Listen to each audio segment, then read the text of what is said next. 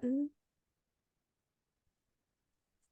Hi, everybody, and welcome to the Meeting Protocol Monthly Podcast, where we chat with some of the coolest people in the events business and bring you useful and relevant information about what's happening in the world of meeting planning.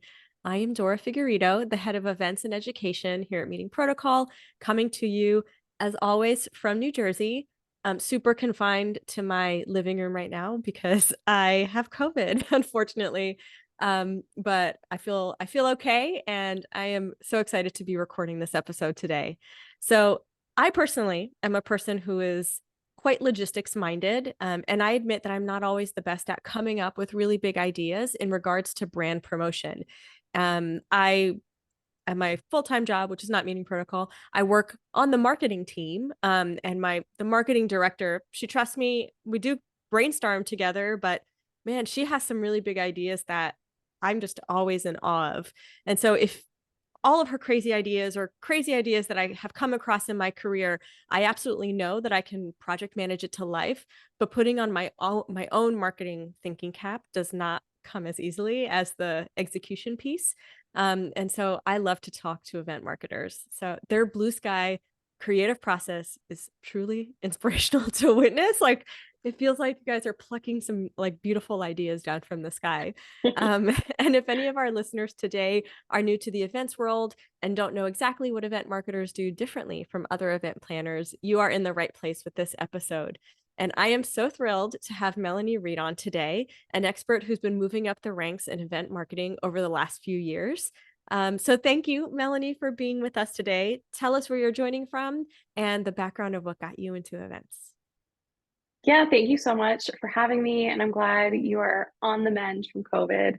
On the flip side of it, hopefully it keeps getting easier. Yeah. I am here in sunny San Diego. I recently moved here from Boston, Mass, so big change and loving it. But what really got me into events, there's not really one specific thing. I just decided that I loved it. And I've bounced around a little bit through my career, mostly on the corporate side, but I actually started in weddings for almost a year, which is kind of unexpected. And then transferred over to corporate, and I've been in a couple different elements of it, but mostly for tech companies. Okay. I I have a lot of questions now, knowing that you started in weddings. Throw the script out the window. I've got so many things to ask.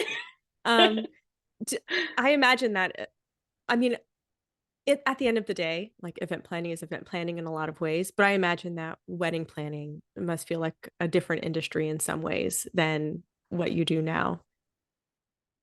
It's so different. I mean, like you said, the logistical and project management part of it is the same no matter where you go. It not necessarily the same timelines, but it's how to manage an event, and an event is an event.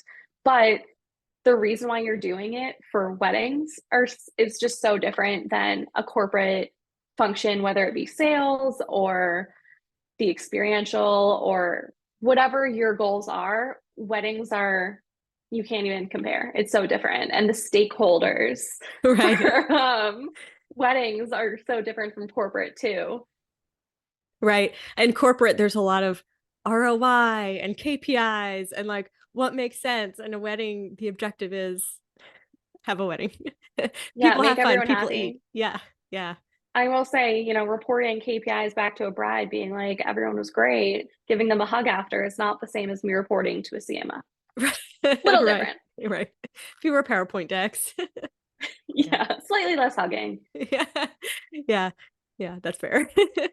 Um, so you've worn both logistical and marketing hats in your career so far. And I know that event marketers focus more on promotion, brand awareness, and audience engagement, while logistics focused roles are more on the execution side. Though I think it's fair to say that in today's events world, all of us do a little bit of everything. And I actually was listening to an Eventus 365 episode. Great podcast, by the way, if anybody listening today is looking for a new events podcast or an additional events podcast, I should say, where he also said the same thing, where a logistics person, like, you can no longer just be a logistics person. And I fully agree.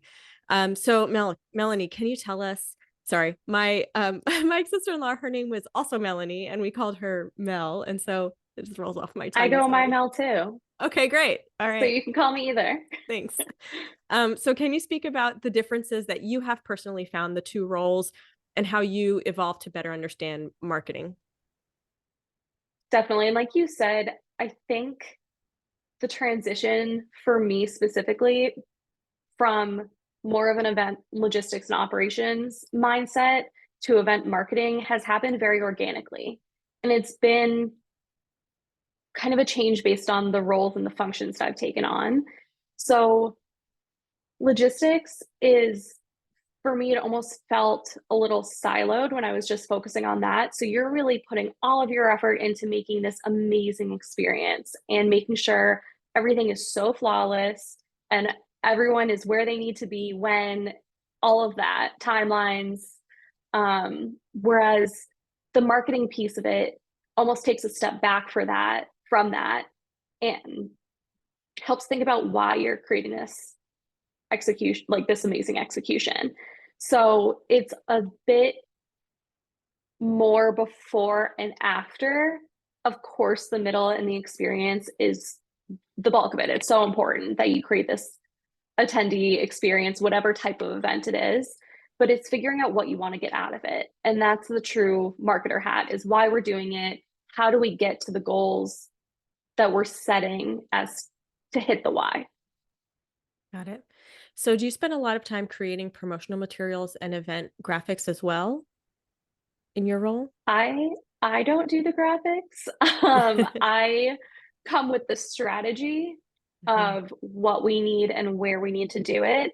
And then I work very cross-functionally with our design teams, with our programs teams, our marketing ops, kind of all of those people. And we all work together to execute the communication, the cadence, and what the visuals need to go with.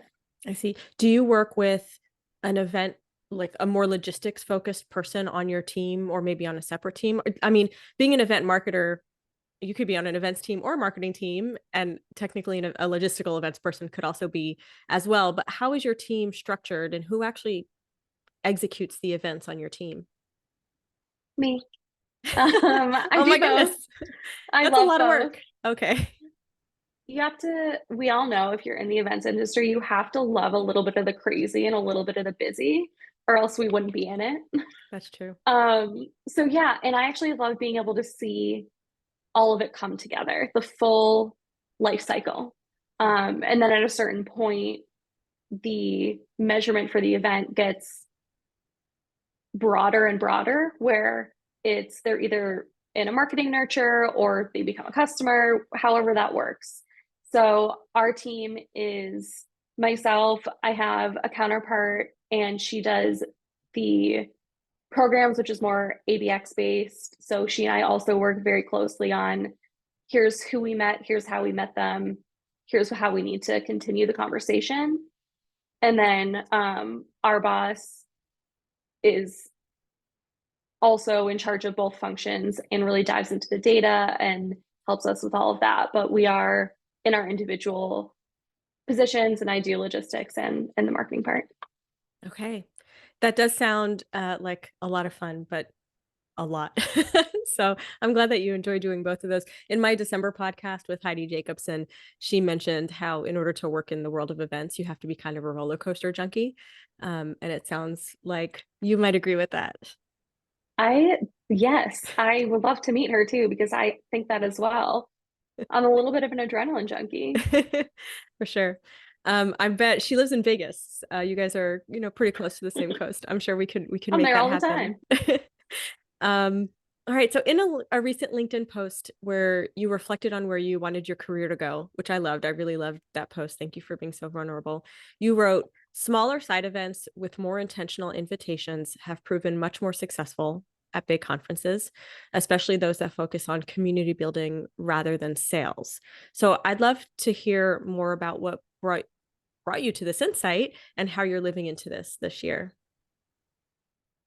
Sure. So a lot of this comes from being an event marketer who has planned hosted events as well as sponsorships within a larger trade show. So when you're hosting your own event, everything is so personalized and the content is catered to your exact audience and your either ICP or users, whatever your audience is. At a trade show, you don't always have that. It's typically, depending on the size, you're never going to be exactly who you're looking for, Yeah. everyone. So, in creating those moments of you're a person and here's the community we're a part of, it establishes the relationship so that when there is a selling opportunity, if there is one, they remember you because of that. And, many times those conversations are so impactful is just that one little thing you relate on. Yeah. And then, if you ask them for a demo a month from then, be like, remember when we both said we loved cats? That's Come, true. Yeah, that's right. yeah. And I think one thing too that I experienced is just shout out to Dahlia. I don't know if you know Dahlia. El She, Elgazar. yes, everyone Yes. knows Dahlia, right? Yeah, she's excellent. Yes. She does this so well because she hosts little meetups for women in event tech. And so someone like me who I'm not in the specific tech that my companies have been part of, but I am a woman in event tech and we all go to these conferences. It's nice to have that community. And again, completely not related to sales, just creating those moments and those relationships. Yeah, yeah, I completely agree. For our listeners who may not know who Dalia Elgazar is, I'm sure her website is probably just hername.com. Um, it's DAHLIAELGAZZAR. If you Google her, she'll definitely come up. She does a Thursday live YouTube live stream called Cue the Genius, Cut the Shit, which I listen to almost every Thursday. It's excellent. She basically brings on her friends and they chat about relevant topics, and she's great. And to your point about how she builds community, I was on a call with her recently, a webinar, I don't know, maybe 3 weeks ago, where at the end, she like pulled a tarot card for everybody. She was like, here's a group tarot card. And then she sent an image of the card and what it meant. And everybody was like, and it was a very positive card. I was like, I don't know if you Phew. rigged this, but Yeah. it was an excellent card for us to get collectively. And I thought that's such a fun way. Some people may think it's dumb or like non-believers, but in general, like tarot is a very in thing right now. And I just thought it was a really cool way of closing the call, super unique. And it gave her a reason to reach out to you after the call. And I'm sure a lot of people interacted with her after that. So And yeah. regardless, it's so memorable. Yes, that's true. I have never been at an event before where people have pulled out tarot cards that wasn't a Halloween party. So yeah, you're right. How do you tailor your marketing strategy to different levels and I'm sorry, to different events and audiences?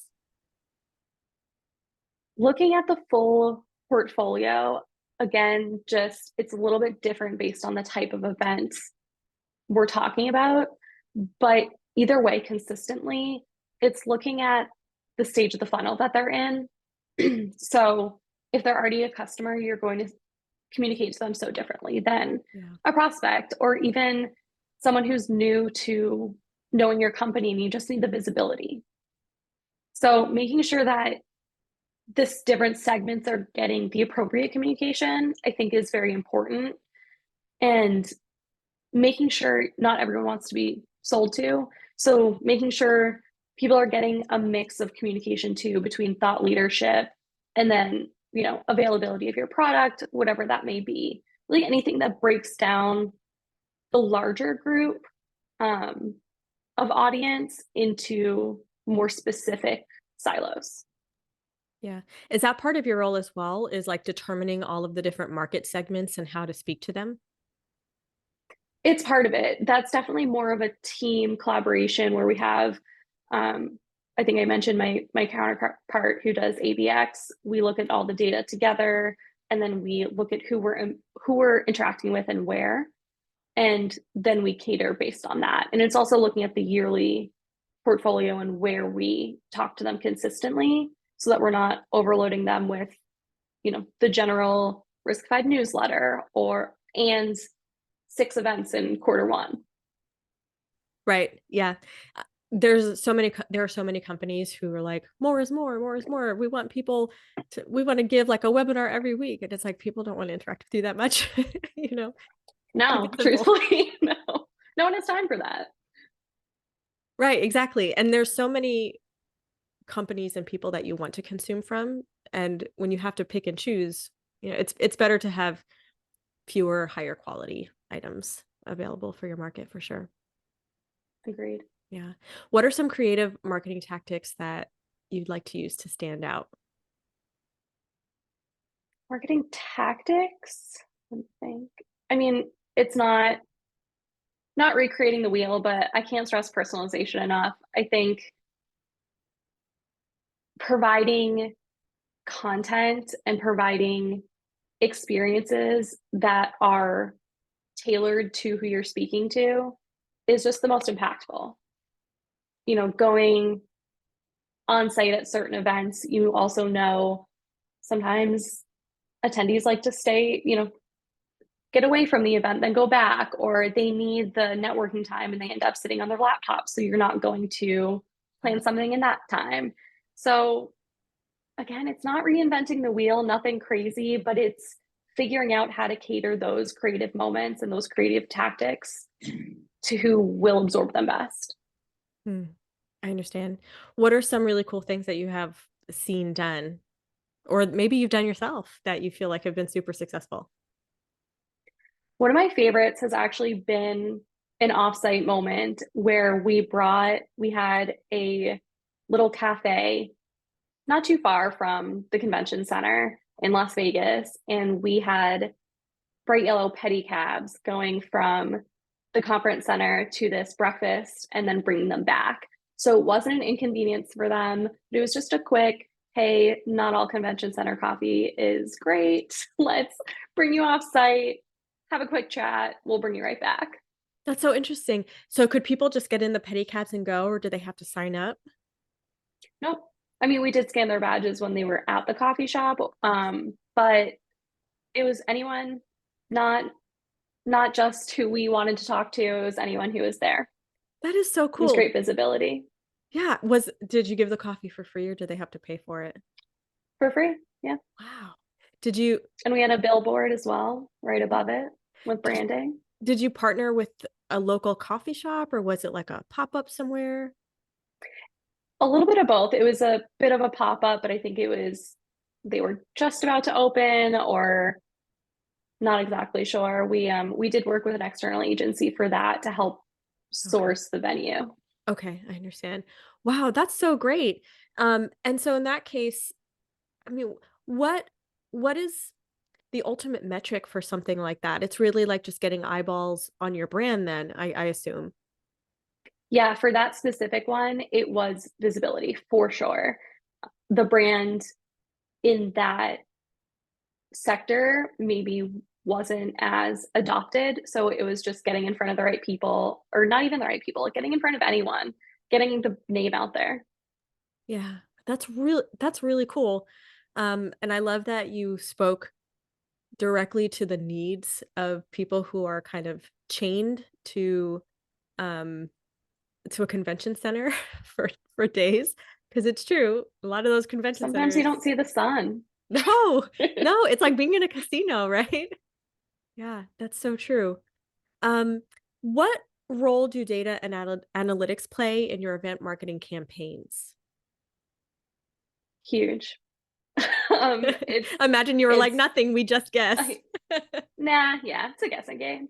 No, I actually did a whole session on this at SEMA last year because so much goes into it pre, during, and post. There are so many metrics that come into play. The most important ones are isolating who and how. So, who are we trying to talk to? How are we communicating with them? Why the reason of why.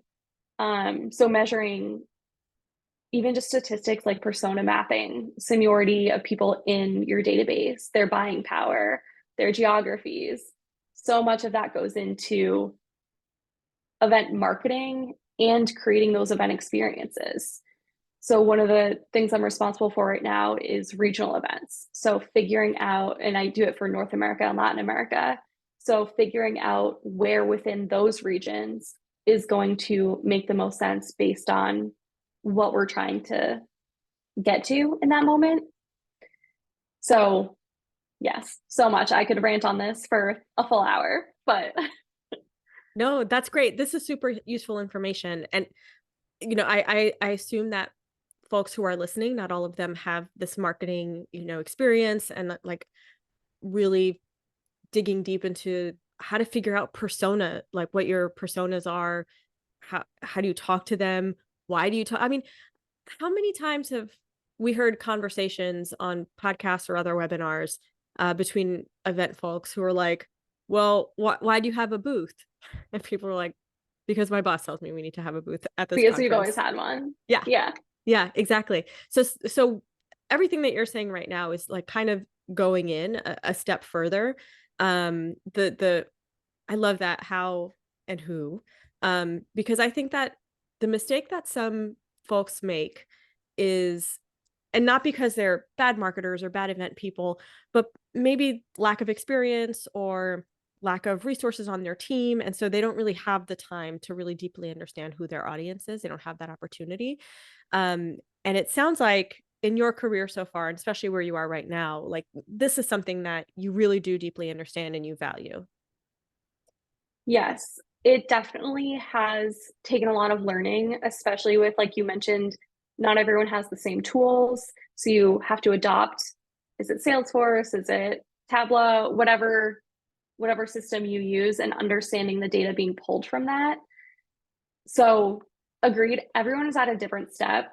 So one thing, even if you don't have direct access to that data or you're not sure what to do with it, one thing that you can always look at is even anecdotal or data from a previous event that was similar. So if it is your second year at and you're the first time doing a specific trade show, what worked at your booth last year, what what didn't, and you can take that from anyone who visited the booth and look at it that way, or you can just talk to your internal stakeholders too. Yeah. Thank you for the very useful, like you can collect this piece of information out and use it right now. So thank you for that for us. Um, so what so when you're talking about before an event, you have the data persona mapping, figuring out who you want to talk to, why you want to talk to them, how you're going to do it. And how about post-event marketing strategies? Because I think that a lot of people, the event ends and they like kind of don't know what to do or what data to pull, or maybe that's it. The event ends and that's it. And the organization is like, okay, off to the next trade show or, user conference or whatever. What do you do after an event, and what do you recommend folks do after an event? It's so tempting to just move on to the next one because we're all so busy. So I totally get that. But in order to make the events most, stretch the longest and most impactful, post event is so important. So for me, I look at how we interacted with certain people and what they want to maybe learn more about. So if it's a hosted event, what sessions did they go to that they're showing interest for? And what can we continue the conversation with? Do we have assets already for that? Is it a one-to-one conversation? And the one-to-one versus one-to-many is always such a strategic move of how you want to follow up, because again, you don't want to bombard them with too much information all at once or too many emails. But enrolling in an always on nurture is something that I always recommend and I always look at. So that may be one type of an always on would be for a specific product. So if they attended one session, it may indicate interest in one specific thing, and you can send them information in and around that. Versus another one might be, this is the first time they've interacted with us. Let's just send them a case study.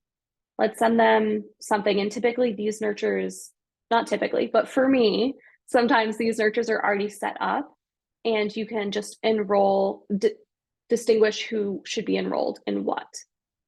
And then of course, if you have a little bit more information on them, or if they have high intent of a buyer persona, then the one-to-one is definitely the most impactful. or even if you just had a great conversation with them, let's take them out of the more general communication so that they don't get both and bring them that intimate moment and talk to them how you talk to them on site. Yeah, yeah, this all makes sense. And I assume that you probably have a sales team at your organization where you are constantly communicating this, and there's like a back and forth between marketing and sales to determine what the trends are and how to talk to the different types of people that you're seeing in your system. Definitely. We're both an extension of each other's teams, and their success is our success is their success. It's yes, Yeah, yeah. definitely need that relationship with sales for sure. Yeah, there's no way that a good marketer or events person for that matter could ignore the sales team or ignore other teams. It's like you really have to you touch every single part of a company and every single part of the sales process really with events. So that makes It's sense. so true. So much cross-functional work. Yeah. What is a pain point of event marketing that you would like to work with like the event community to resolve? Like what's something that when you talk to other marketers, they're like, oh gosh, yes. Oh boy, let me think. I think one thing that is a focus right now for a lot of us, and it's one of those things where it's always there, but sometimes it trends more than other times, is sustainability and figuring out how to incorporate sustainability in a cost effective way. Because I know Yes. for me, I want to incorporate all of the green things, make my event so sustainable, but it's so unfortunate because a lot of the times that is more expensive, which seems counterintuitive. So let's all try to make this happen. Make it more accessible for sustainability. Yeah, I actually had lunch with a colleague yesterday who asked me a kind of a random question about like what happens to carpets at the end of a trade show, and I was like, well, a lot of them get thrown out, and he was horrified. Um, Yeah, reasonably so. I was like, I know this is the worst part to me about the events industry is how wasteful we can be. While it's like we're talking out of both sides of our mouth, right? Be more sustainable, but also we don't necessarily make it any more affordable or equally affordable. And we don't make it easy to be right. sustainable. Yeah. I think we're moving in the right direction from all of the podcasts and the articles that I've read. It sounds like we're moving in that direction, but we're not there yet. That's right. We are moving that direction. And for those of you listening, if you found meeting protocol because you are preparing for your CMP exam, the EIC now has like a whole sustainability section that you study. And rumor is they're revamping the test and the textbook to include more sustainability. So I hope that this is a direction that we move in really quickly because I think that just for the good of humanity and the world, it's the right move. Yeah. I love that. I didn't know that. Yeah. What are your thoughts on the future of event marketing technology, such as hyper personalization and AI experiences? I think that they're fascinating. I think that it's forever evolving and changing. So keeping up with what is new is important.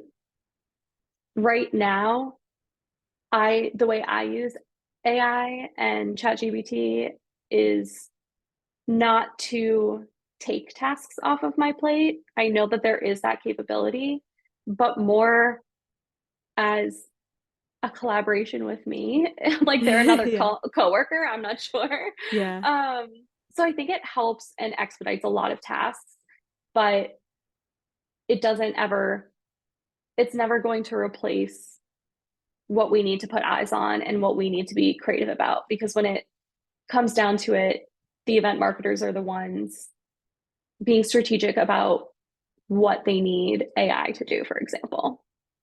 Yeah, that's right. I absolutely love that using AI as a collaborator slash coworker, not like a new person or a new thing. That is brilliant, quite frankly, because Thank you. it's true. Sometimes you need to bounce ideas or you need somebody to like kind of give you an idea or like help you brainstorm in a way. And like AI is perfect for like a small starting point for something like that. In that regard, of course, there's like really big ways that we're using AI as well, but I love that. What resources do you use to stay up to date on trends and best practices? This. Um, there are so many podcasts out there, and there's so much information. I could read, listen, all of the above for days, but I think my favorite is the communities that I'm part of on Slack. So the Vendry circles, there's an event marketer one. I'm part of PCMA, so there's a channel for that, and it's just brain dumping with each other, working with other peers. And then there, of course, I follow BizBash and Event Marketer, all of everything that SEMA puts out, all of that. Yeah. You said that you spoke at SEMA last year, right? I Um, did. that's great. Did you find that? I think a lot of event planners want to attend these conferences, but they're not sure if it's valuable, especially if their company doesn't cover that time or they have to take extra time off of work for it. They're losing their PTO. Do you think that's something like PCMA or SEMA? Like, did you personally find value in them? I think it depends on what the individual is looking for. All of them have their own specialties. So SEMA definitely is more marketing based. PCMA, there's two, there's convening leaders, and I am blanking right now on the second one, I am as but well. Yeah. I don't know why. Sorry, PCMA. So it depends, but there's something out there for any type of event you're looking for. There's special events ones where it's more focused on a reception style, there's association ones. So yeah, I think I'm a big advocate for going to at least one a year for continuing education. There's just, like I mentioned, things are always changing, and being able to collaborate with people across their industries, but you're all events people, Yeah. it's amazing. Yeah. I went to IMEX in 22, IMEX Las Vegas, and I loved it. I did find it very valuable. And last year I couldn't go because it conflicted with some work travel, but I hope to be able to go back this year. I've heard that and the Frankfurt one are both great. Yeah, goals would be to go to the Frankfurt one someday. All right. And the final closing question. What is the coolest event that you have been to, either as an attendee or as the planner? It's a tough one. I I know there's a lot think of great options out there. there are so many. Yeah. And I've been lucky where I've been to so many different types of events too. But I think what might win for me is either Inbound or Money 2020. Inbound because everything resonated so much as a marketer and it was so experiential. And then Money 2020, the technology there, their show floor, their education, it's unrivaled. So both of those, Okay. loved Who them. who puts on Money 2020? I've heard of it, but I don't really know much about it. Follow her on LinkedIn. Catherine Frankson Okay. is how I think I learned about it years ago, and now my current company, Riskified, is a sponsor. Oh, great. But yeah, so it's a great event, and it changes every year. They also have a global presence, but I've only been to the one in Las Vegas. Okay, cool. I'll put Money 2020 on my list. I'm curious now. Well, Melanie, we've reached the end. Thank you so much for all of this. I feel like you gave not only me an education, but you gave all of our listeners some really good tidbits of things that they can take away immediately and start trying. For those who want to learn more about you and your work, where can they go for more information? You can go to my LinkedIn. I don't know if you're putting it somewhere when Yep. you post this, but I'll be okay, I'll be stalk me on linking it. LinkedIn. Yeah. Yeah, everybody can stalk you from our newsletter, which comes out monthly, or from the show notes in the Spotify in Spotify. Yeah. Okay. Perfect. Well, thank you so much, Melanie. And thanks to our dear listeners and Meeting Protocol fans for checking out this episode. Don't forget to check out meetingprotocol.org, where you can sign up for our newsletter, which includes links to all of our new podcasts, a CMP tip of the month, and tons of resources for all things related to meeting professionals in CMP.